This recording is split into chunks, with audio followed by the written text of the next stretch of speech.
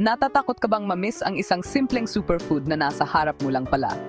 Paano kung sabihin ko sa iyo na may isang sangkap na katulong sa puso mo, nakakatulong sa panunaw, at nakakatulong sa blood sugar?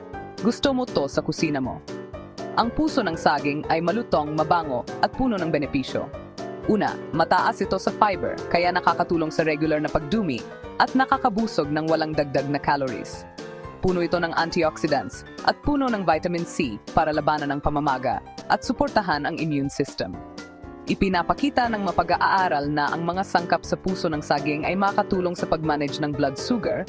Magandang balita kung nagbabantay ka sa carbs. Naglalaman din ito ng potassium at iron para sa suporta sa puso at para sa enerhiya at plant proteins na nakakatulong sa pangkalahatang nutrisyon.